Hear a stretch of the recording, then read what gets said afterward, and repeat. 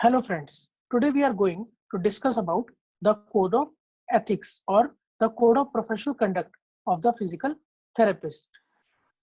These guidelines and the code of ethics has been issued by the American Association of Physiotherapy for the smooth functioning and the dynamic growth of the profession. So let us start with this topic. We will be discussing 11 principles in code of ethics for physical therapists. So what does principle 1 states? It states that a physical therapist shall respect the right and dignity of all individuals and shall provide compassionate care. Physical therapist, that a physical therapist shall recognize, respect, and respond to individual and cultural differences for with all compassion and sensitivity. Then a physical therapist shall be guided at all the times by concern for the physical, psychological, socioeconomic welfare of the patients, and the patient shall not be harassed, abused, or discriminated on any grounds. Now, moving up to the second principle that states that a physical therapist shall act in trustworthy manner towards patients and in all other aspects of physical therapy practices. This comprises of patient and physical therapist relationship. That is, a patient and physical therapist relationship should be placed over all the relationship with the patient and working in a best interest of the patient with the best use of knowledge and skills is required. Basically, patients often come to the physical therapist in a various kind of vulnerable states and normally will rely on the physical therapist advice, which they perceive to be based on superior knowledge, skills, and experience. The trustworthy physical therapists act to ameliorate the patient's vulnerability and not to exploit it anyhow. A physical therapist shall not engage in any kind of sexual relationship or activity, whether consensual or non-consensual, with the patient. A physical therapist shall not encourage an open or collaborative dialogues with the patient. Then coming up to the next, that is truthfulness. A physical therapist has an obligation to provide accurate and truthful information to the patient and should not provide any false, deceptive, fraudulent, or misleading statement to the patient. Then moving up to the next, that is confidential information. Information relating to the physical therapist, patient, relationship, or anything related to the patient's condition, examination, evaluation, diagnosis, treatment, intervention should not be communicated or discussed with any of the third party without appropriate consent and permission from the patient's end. A physical therapist may disclose the information to appropriate authorities when it is necessary to protect the welfare of the community or the society. Now, moving up to the next one, that is patient autonomy and consent. Again, this is something correlated what I have explained you in confidential information, that a consent should be taken from the patient without dispatching the information, as well as a proper appropriate consent should be taken from the patient by examining the patient, evaluating the patient, diagnosis, plan of care, intervention, everything has to get discussed with the patient before the implementation. And the implementation can only be provided over the treatment to the patient after the consent from the patient. Now, moving up to the third principle, a physical therapist shall comply with laws and regulations governing the physical therapy and shall strive to effect change that benefit patients. That is professional practice. A physical therapist should all his qualifications up to the level that is as per the requirement of the association and the profession. Secondly, he or she should be skilled enough, knowledgeable enough to treat the patients. Just laws and regulation that reflects that all the laws and regulation, third party laws, if patient confidentiality, patient trustworthiness, every law and regulation as per the policy should be followed. Unjust laws and regulation means unethical, incompetent, illegal practices should be restricted and to be informed to the association at the earliest. Now, moving up to the fourth principle, that is a physical therapist shall exercise sound professional judgment. That is the professional responsibility of the physical therapist to provide best possible services to the patient, best intervention for the patient on the basis of individual examination, evaluation, diagnosis, plan of care, prognosis, and intervention for the patient. Direction and supervision also hold a very primary responsibility, as the supervising physical therapist has primary responsibility for the physical therapy treatment or intervention rendered to the patient.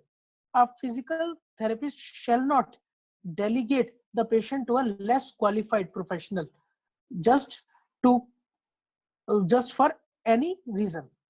Then coming up to the third one, that is practice arrangements.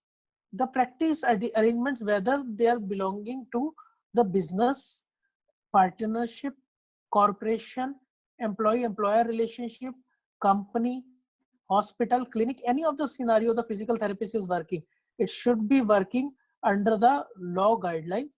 It should obligate to promote and comply all the ethics that has been issued by the association.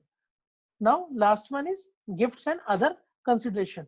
The physical therapist shall not invite, offer, accept, or give gift in any form to any of the patient or any of the professional friend which can impact the professional judgment of the physical therapist. Now, moving up to the fifth principle, that is a physical therapist shall achieve and maintain professional competence.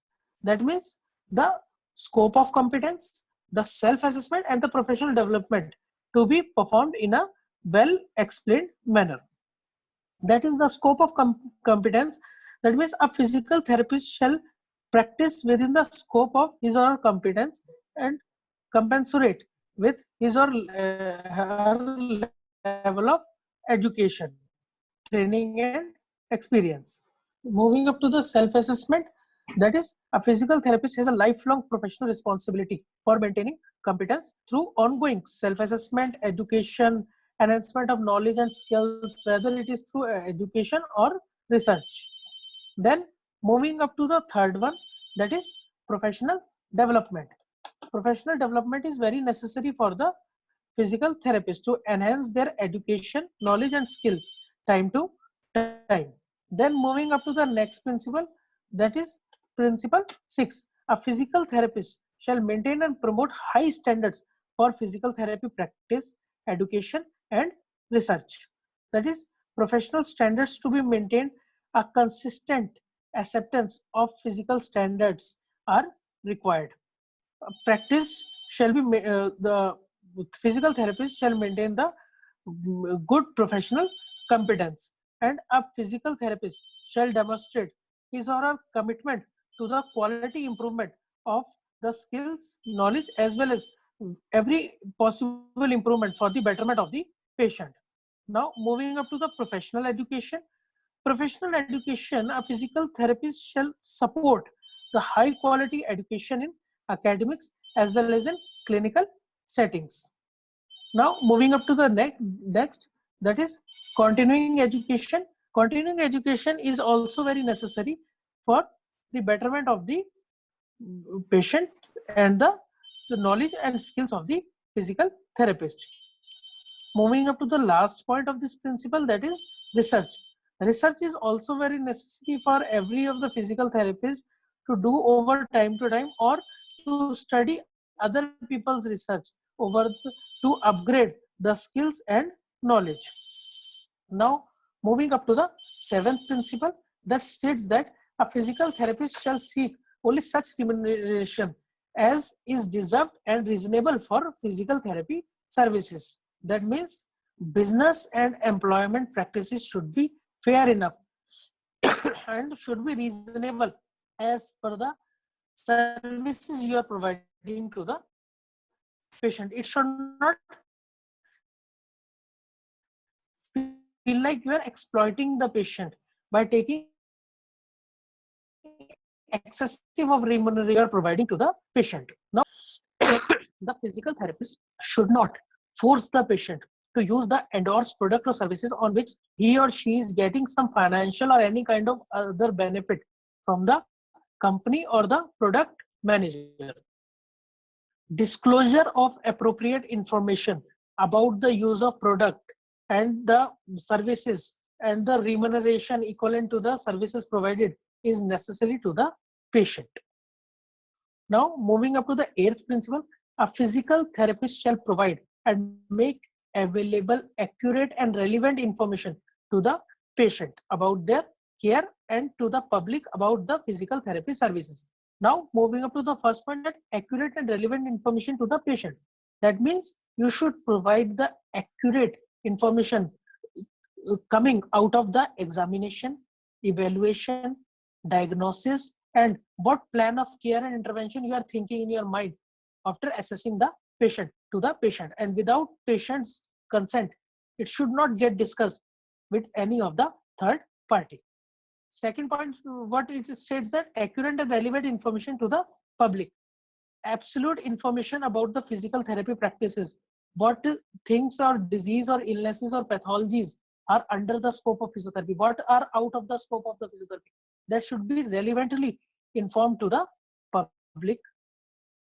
Then moving up to the ninth principle that said that a physical therapist shall protect the profession from unethical, incompetent, and illegal acts. That is the consumer protection. It is very necessary for a physical therapist to prevent all these illegal and unethical acts and should not exploit the patient in any way. It should be reasonable to the patient. It should the decisions should be well in the welfare and betterment for the patient and the community. The patient should not get exploited at all.